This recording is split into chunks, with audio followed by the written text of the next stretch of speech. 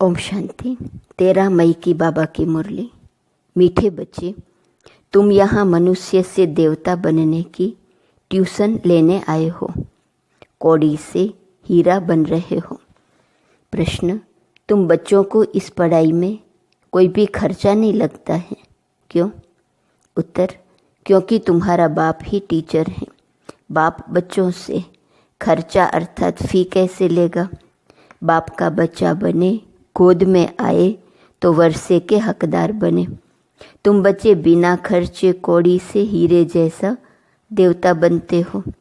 भक्ति में तीर्थ करेंगे, दान पुण्य करेंगे तो खर्चा ही खर्चा। यहाँ तो बाप बच्चों को राजाई देते हैं, सारा वर्षा मुफ्त में देते हैं। पावन बनो और वर्षा लो। ओम शांति। बच्चे समझते हैं कि हम स्टूडेंट हैं। बाप के स्टूडेंट क्या पढ़ रहे हो? हम मनुष्य से देवता बनने की ट्यूशन ले रहे हैं। हम आत्माएं परमपिता परमात्मा से ट्यूशन ले रहे हैं। अभी समझ गए कि जन्म बै जन्म अपने को देह समझते थे, न कि आत्मा। वह लौकिक पाप फिर ट्यूशन के लिए और जगह भेज देते हैं, सदगति के लिए और जगह भेज देते हैं। बाप बूढ़ा हुआ तो फिर उनको वानप्रस्थ में जाने की दिल होती है, परंतु वानप्रस्थ के अर्थ को कोई जानते नहीं है। वाणी से परे हम कैसे जा सकते हैं? बुद्धि में नहीं बैठता है। अभी तो हम पतित हैं। जहाँ से हम आत्माएं आई हैं वहाँ तुम पावन थे। यहाँ आकर पाइट बजाते बजाते पतित बने हैं। अब फिर पावन कौन बनाए? पुकारते भी हैं, हे पतित पावन। गुरु को तो कोई पतित पावन कह नहीं सकते। गुरु करते हैं फिर भी एक में पूरा निश्चय नहीं बैठता है, इसलिए जांच करते हैं। ऐसा कोई गुरु मिले जो हमको अपने घर अथवा वानप्रस्थ अवस्था में पहुँचाए। उसके लिए बहुत युक्तियाँ रचते हैं। जहाँ सुना फलाने की बहुत महिमा है वहाँ जाएंगे। जो इस झाड़ का सैपलिंग है उनको तुम्हारे ज्ञान का तीर लग जाता है। समझते हैं यह तो क्लियर बात है। बरोबर तुम वानप्रस्थ अवस्था में जाते हो ना, कोई बड़ी बात नहीं है। टीचर के लिए स्कूल में पढ़ाना कोई बड़ी बात नहीं है। भक्तों को क्या चाहिए यह भी किसको पता नहीं है। अभी तुम बच्चे इस ड्रामा के चक्र को अच्छी तरह से जान गए हो। तुम समझते हो बरोबर बाप ने ही वर्षा दिया था जो अब दे रहे हैं, फिर उसी अवस्था में आएंगे। सो तो तुम बच्चे समझते हो। पहली मुख्य बात है पावन बनने के लिए बाप को याद करना। लौकिक बाप तो सबको याद है, पारलौकिक बाप को जानते ही नहीं हैं। अभी तुम समझते हो अपने को आत्मा समझ बाप को याद करना सहज ते सहज भी है, डिफ़िकल्ट ते डिफ़िकल्ट भी है। आत्मा इतना छोटा सितारा है, बाप भी सितारा है। वह संपूर्ण आत्मा और ये संपूर्ण अपवित्र।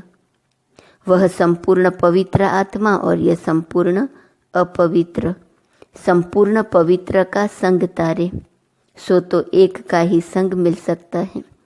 संग चाहिए जरूर। फिर कुसंग भी मिलता है 5 विकार रूपी रावण का। उनको कहा ही जाता है रावण संप्रदाय। तुम अभी बन रहे हो राम संप्रदाय।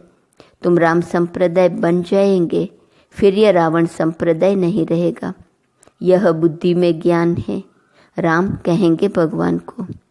भगवान ही आकर राम राज्य स्थापन करते हैं, अर्थात सूर्यवंशी राज्य स्थापन करते हैं। राम राज्य भी नहीं कहेंगे, परंतु समझाने में सहज होता है। राम राज्य और रावण राज्य वास्तव में है सूर्यवंशी राज्य। तुम्हारा एक छोटा पुस्तक है, हीरे जैसा जीवन कैसे बने। अब हीरे जैसा जीवन किसको कहा जाता है मनुष्य क्या जाने सिवाय तुम्हारे। लिखना चाहिए हीरे जैसा देवताई जीवन कैसे बने। देवता अक्सर ऐड होना चाहिए। तुम फील करते हो हम हीरे जैसा जीवन यहाँ बना रहे हैं, सिवाय बाप के और कोई बना ना सके। किताब है अच्छा, उसमें यह अक्सर सिर्फ ऐड करो। तुम आसुरी कौड़ी जैसे जन्म से देवताई हीरे जैसा जन्म सेकंड में प्राप्त कर सकते हो, बिगर कौड़ी खर्चा। बच्चा बाप के पास जन्म लेता है और वर्षे का हकदार बनता है। बच्चे को खर्चा लगता है क्या? गोद में आया और वर्षे का हकदार बना। खर्चा तो बाप करते हैं, न कि बच्चा। अभी तुमने क्या खर्चा किया है? बाप का बनने में कोई खर्चा लगता है क्या? नहीं। जैसे लौकिक बाप का बनने में खर्चा नहीं आता, वैसे पारलौकिक बाप का बनने में भी कोई खर्चा नहीं लगता। यह तो बाप बैठ पढ़ाते हैं, पढ़ाकर तुमको देवता बनाते हैं। तुम कोई छोटे बच्चे तो नहीं हो, बड़े हो।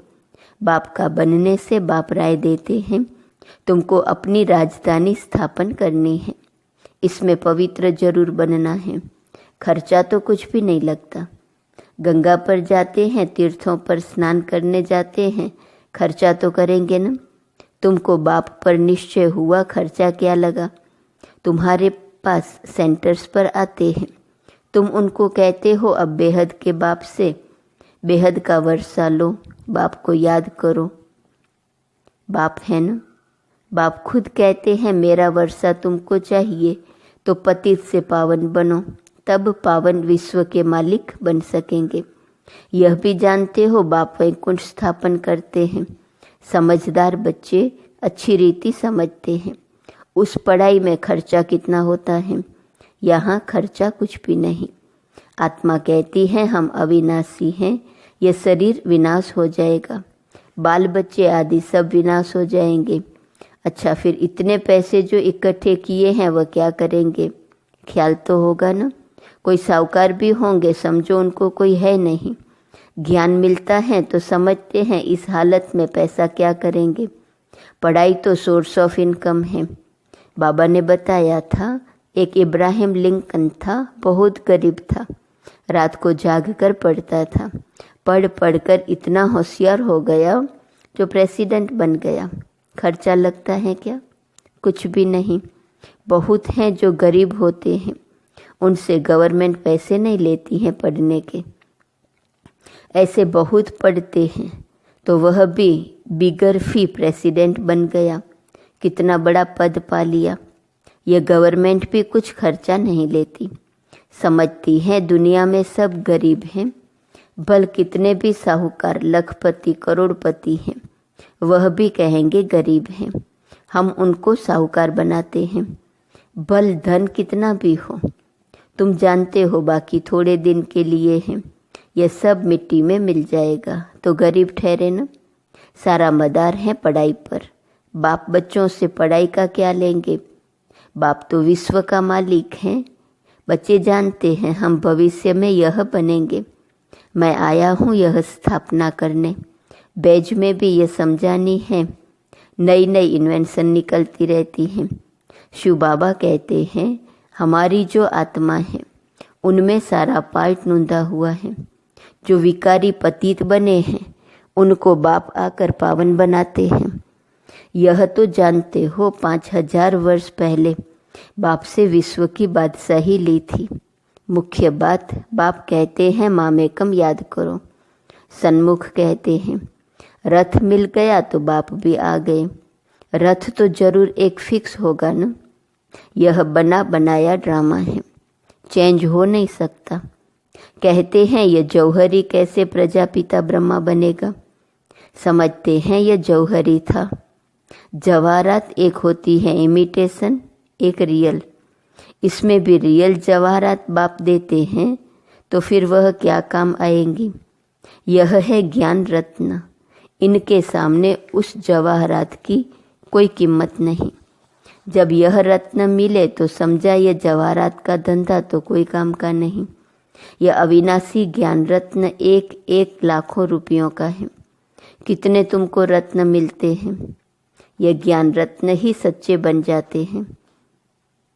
तुम जानते हो बाप यह रत्न देते हैं झोली भरने के लिए। यह मुफ्त में मिलते हैं, खर्चा कुछ भी नहीं। वहाँ तो दीवारों छतों में भी हीरे जवाहर लगे रहते हैं। उनकी वैल्यू क्या होगी? वैल्यू बाद में होती है। वहाँ तो हीरे जवाहर भी तुम्हारे लिए कुछ नहीं है। यह तो बच्चों को निश्चय होना चाहिए। बाप ने समझाया है, यह रूप भी है, बसंत भी है। बाबा का छोटा सा रूप है, उनको ज्ञान सागर कहा जाता है। यह ज्ञान रत्न है जिससे तुम बहुत धनवान बनेंगे। बाकी कोई अमृत व पानी आदि की बरसात नहीं है। पढ़ाई में पानी की बात नहीं होती, पावन बनने में खर्चे की बात ही नहीं। तुमको अब विवेक मिला है, समझते हो पतित पावन तो एक ही बाप है। तुम अपने योग बल से पावन बन रहे हो। जानते हो पावन बन पावन दुनिया में चले जाएंगे। अब राइट यह है या वह, इन सब बातों में बुद्धि चलनी चाहिए। ड्रामा में यह भक्ति मार्ग का पार्ट भी होने का ही है। बाप कहते हैं अब तुमको पावन बन पावन दुनिया में चलना है। जो पावन बनेगा वह जाएगा, जो यहाँ की सैपलिंग होंगे वह निकल आएंगे। बाकी थोड़े ही समझेंगे, वह तो दुबन में फंसे ही रहेंगे। जब सुनेंगे तब पिछाड़ी में कहेंगे, अहो प्रभु तेरी लीला, आप पुरानी दुनिया को नई कैसे बनाते हो। तुम्हारा यह ज्ञान अखबारों में बहुत बहुत पड़ जाएगा। खास यह चित्र अखबार में रंगीन डाल दो और लिख दो, शिव बाबा प्रजापिता ब्रह्मा द्वारा पढ़ाकर स्वर्ग का मालिक ये लक्ष्मी नारायण बनाते हैं। कैसे? याद की यात्रा से। याद करते करते तुम्हारी कट उतर जाएंगी। तुम खड़े खड़े सबको यह रास्ता बता सकते हो कि बाप कहते हैं मामेकम याद करो, अपने को आत्मा समझो। घड़ी घड़ी यह याद दिलाकर फिर देखो, उनका चेहरा कुछ बदलता है, नैन पानी से भीगते हैं, तब समझो कुछ बुद्धि में बैठता है। पहले पहले यह एक बात ही समझानी है। 5000 वर्ष पहले भी बाप ने कहा है मामेकम याद करो। शिव बाबा आया था तब तो शिव जयंती मनाते हैं ना। भारत को स्वर्ग बनाने के लिए यही समझाया था कि मामेकम याद करो तो तुम पावन बन जाएंगे। छोटी छोटी बच्चियां भी ऐसे बैठ समझाए। बेहद का बाप शिव बाबा ऐसे समझाते हैं। बाबा अक्सर बहुत मीठा है।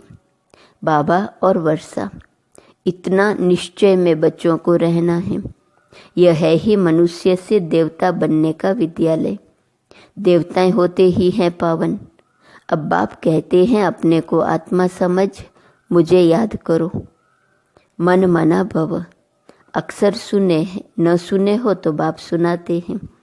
बाप कहते हैं मैं ही पतित पावन हूँ, मुझे याद करो तो तुम्हारी खाद निकल जाए और सतो प्रदान बन जाएंगे। मेहनत ही यह है। ज्ञान के लिए तो सब कह देते हैं बहुत अच्छा है, फर्स्ट क्लास ज्ञान है, परंतु प्राचीन योग की बात कोई जानते ही नहीं। पावन होने की बात तुम सुनाते हो तो भी समझते नहीं। बाप कहते हैं तुम सब पतित तमो प्रधान बन गए हो, अब अपने को आत्मा समझ, मुझे याद करो। असल तुम आत्माएं मेरे साथ थी न, मुझे तुम बुलाते भी हो, ओ गॉड फादर आओ। अब मैं आया हूँ, तुम मेरी मत पर चलो।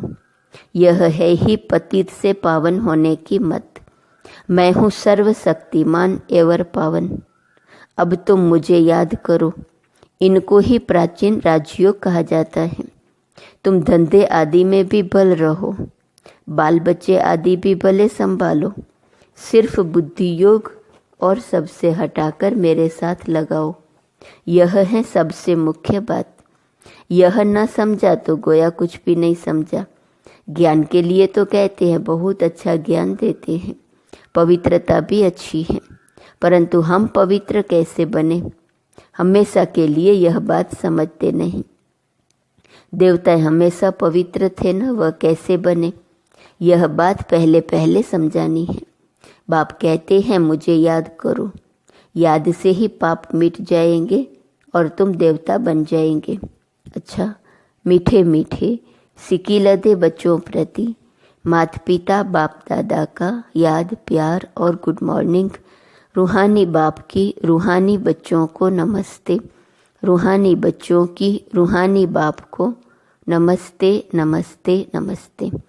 धारणा के लिए मुख्य सार। पहली पॉइंट, स्वयं को गरीब से साहूकार बनाने के लिए बाप से अविनाशी ज्ञान रत्न लेने हैं। ये एक एक रत्न लाखों रुपयों का है। इनकी वैल्यू जानकर पढ़ाई पढ़नी है। यह पढ़ाई ही सोर्स ऑफ इनकम है। इसी से उच्च पद पाना है। दूसरी पॉइंट, राम संप्रदाय में आने के लिए संपूर्ण पवित्र जो एक बाप है उसका ही संग करना है। कुसंग से सदा दूर रहना है। सबसे बुद्धियोग हटाकर एक बाप में लगाना है। वरदान, शक्तिशाली याद द्वारा सेकंड में पद्मों की कमाई जमा करने वाले पद्मा पदम भाग्यशाली भव। शक्तिशाली याद द्वारा सेकंड में पद्मों की कमाई जमा करने वाले पद्मा पदम भाग्यशाली भव। आपकी याद इतनी शक्तिशाली हो जो एक सेकंड की याद से पद्मों की कमाई जमा हो जाए। जिनके हर कदम में पदम हो तो कितने पदम जमा हो जाएंगे। इसीलिए कहा जाता है पद्मा पदम भाग्यशाली। जब किसी की अच्छी कमाई होती है तो उसके चेहरे की फलक ही और हो जाती है। तो आपकी शकल से भी पद्मों की कमाई का नशा दिखाई दे। ऐसा रूहानी नशा, रूहानी खुशी हो जो अनुभव करे कि यह न्यारे लोग हैं। स्लोगन, ड्रामा में सब अच्छा ही होना है, इस स्मृति से बेफिक्र बादशाह बनो। ड्रामा में सब अच्छा ही होना है, इस स्मृति से बेफिक्र बादशाह बनो। आज का स्वमान है, मैं चेयरफुल हूँ। अव्यक्त इशारे की पॉइंट है 13 मई। बाप दादा की कंपनी और बाप दादा के परिवार के हो। अभी और कहाँ क्लब आदि में जाने की आवश्यकता नहीं है। सदा चेहरे में ऐसी खुशी की झलक हो जो आपका चेयरफुल चेहरा बोर्ड का काम करे। इससे स्वतः एडवर्टाइज हो जाएगी। ओम शांति।